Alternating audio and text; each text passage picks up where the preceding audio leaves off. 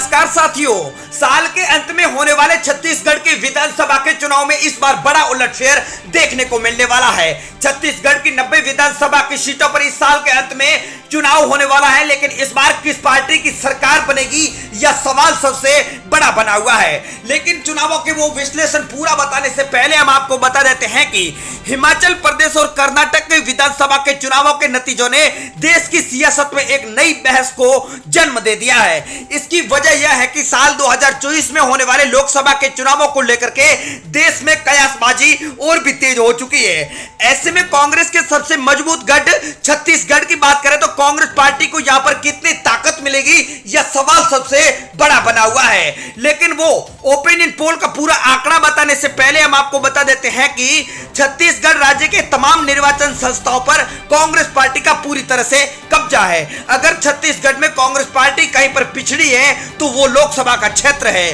विधानसभा के चुनाव क्षेत्र में पूरी तरह से कांग्रेस पार्टी का दबदबा है, तो वही नगरीय निकाय में भी कांग्रेस पार्टी का पूरी तरह से कब्जा है। इसके अलावा अगर पंचायती राज संस्थाओं की बात करें तो यहां पर भी कांग्रेस पार्टी के समर्थकों की संख्या भाजपा के मुकाबले बहुत ही ज्यादा है। इस तरह बात की जाए तो छत्तीसगढ़ की सियासत पूरी तरह से कांग्रेस पार्टी की मुट्ठी में है। लेकिन 2023 के विधानसभा के चुनाव में छत्तीसगढ़ की जनता किस पार्टी को अपना आशीर्वाद देने वाली है या आने वाले चुनावी नतीजे तय करेंगे।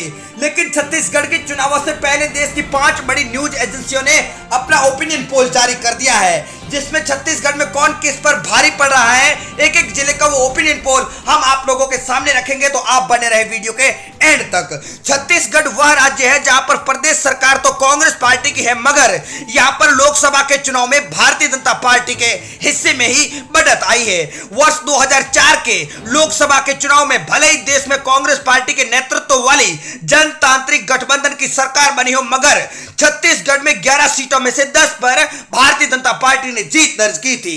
इस तरह 2018 के विधानसभा के चुनाव तो कांग्रेस पार्टी ने जीता और 2019 के लोकसभा के चुनाव में भारतीय जनता पार्टी को 11 में से 9 सीटें मिली थी। लेकिन इस बार के चुनाव में किस पार्टी को जीत मिलने वाली है, तो आप यह पूरा जानने के लिए बने रहे वीडियो के एंड तक। अगले साल 2024 में होने वाले लोकसभा के चुनावों को लेकर सियासी गलियारों में कई सवाल उठ रहे हैं। कांग्रेस पार्टी क्या अपनी स्थिति और सुधार लेगी या फिर 2004 जैसे हालात रहेंगे। राज्य में कांग्रेस पार्टी की स्थिति पर सिलसिलेवार गौर करें तो एक बात तो साफ हो जाती है कि वर्ष 2018 के विधानसभा के चुनावों के बाद सरकार ने जनता के बीच अपनी पेठ को और भी मजबूत बनाने का काम किया है। विधानसभा के चुनाव में जो वादे किए थे उनमें से अधिकांश वादे कांग्रेस पार्टी ने छत्तीसगढ़ में पूरे कर दिए हैं। साथ में ग्रामीण अर्थव्यवस्था के मजबूत करने की दिशा में सार्थक कदम भी उठाए हैं। लेकिन इस बार जनता किस पार्टी को अपना आशीर्वाद देने वाली है यह पूरा जानने के लिए आप बने रहे वीडियो के एंड तक। पहली बार चैनल पर विजिट किया है तो करेक्ट न्यूज यूट्यूब चैनल को सब्सक्राइब कर दें और आप अपनी राय हमें कमेंट के माध्यम से जरूर दें। तो छत्तीसगढ़ के पहले जिले अगर बालोद बाजार की बात करें तो यहां पर 4 विधानसभा की सीटों में से 2 सीटें बीजेपी को मिल रही है, तो 2 सीटें कांग्रेस पार्टी के खाते में जा रही है। अगला जिला हमारे सामने आ चुका बलरामपुर, जहां पर 2 विधानसभा की सीटें, एक सीट पर बीजेपी का कमल खिल सकता है तो एक सीट कांग्रेस पार्टी के खाते में जाती हुई बताई जा रही है। अगला जिला हमारे सामने बस्तर आ चुका है, जहां पर 3 विधानसभा की सीटों में से बीजेपी को 2 सीटें मिल सकती है तो कांग्रेस पार्टी को मात्र 1 सीट मिलती हुई बताई जा रही है। अगला जिला हमारे सामने आ चुका है धमतरी, जहां पर 3 विधानसभा की सीटें, यहां पर भी बीजेपी आगे बढ़ती हुई बताई जा रही है। 2 सीटों पर बीजेपी का कब्जा हो रहा है तो कांग्रेस पार्टी को मात्र 1 सीट मिल सकती है। दुर्ग की बात करें तो 6 विधानसभा की सीटें हैं, कांग्रेस पार्टी को 4 सीटें मिल रही है तो बीजेपी को यहां पर 2 सीटें मिल सकती है इस बार के चुनाव में। गरियाबंद जिला, जहां पर 2 विधानसभा की सीटें, एक सीट पर बीजेपी खड़ी है तो एक सीट कांग्रेस पार्टी के खाते में जाती हुई बताई जा रही है।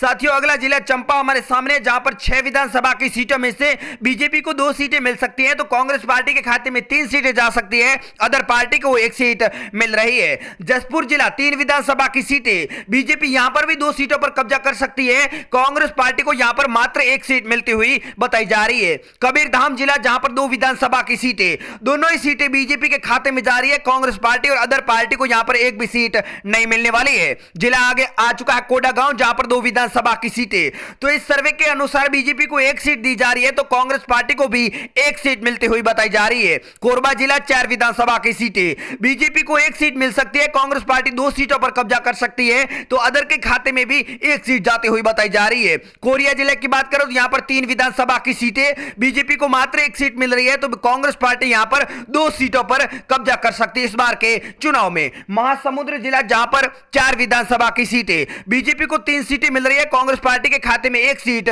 जाती हुई बताई जा रही है। अगला जिला हमारे सामने मुंगेली आ चुका है, जहां पर 2 विधानसभा की सीटों में से बीजेपी का कमल 1 सीट पर खिल सकता है, तो कांग्रेस पार्टी के खाते में 1 सीट जाती हुई बताई जा रही है। अगला जिला हमारे सामने नारायणपुर आ चुका है, जहां पर 1 विधानसभा की सीट है, जहां पर बीजेपी क्लीन स्वीप करती हुई बताई जा रही है। 1 सीट पर बीजेपी का कब्जा हो रहा है, कांग्रेस पार्टी को 1 भी सीट नहीं मिलने वाली है।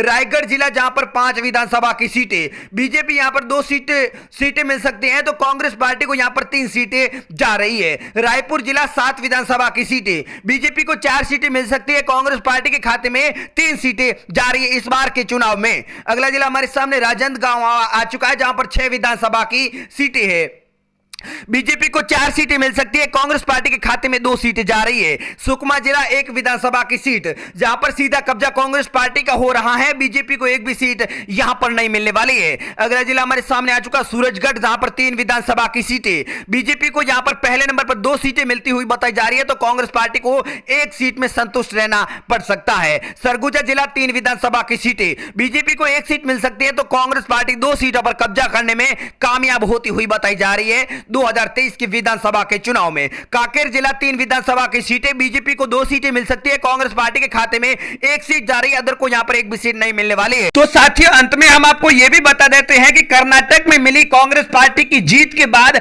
अब अन्य राज्यों में कांग्रेस पार्टी को कितना फायदा होने वाला है। 2014 के लोकसभा के चुनाव में सबसे बड़ी हार और कई राज्यों में सरकार गंवाने के बाद में कांग्रेस पार्टी के लिए कर्नाटक में मिली जीत एक संजीवनी बूटी माना जा रहा है। लेकिन साल के अंत में छत्तीसगढ़, मध्य प्रदेश, राजस्थान, तेलंगाना और मिजोरम में विधानसभा के चुनाव होने वाले हैं। इन राज्यों के नतीजे भारतीय जनता पार्टी के मुताबिक अगर नहीं आए तो कांग्रेस पार्टी साइकोलॉजिकल के तौर पर और भी मदद मिल सकती है।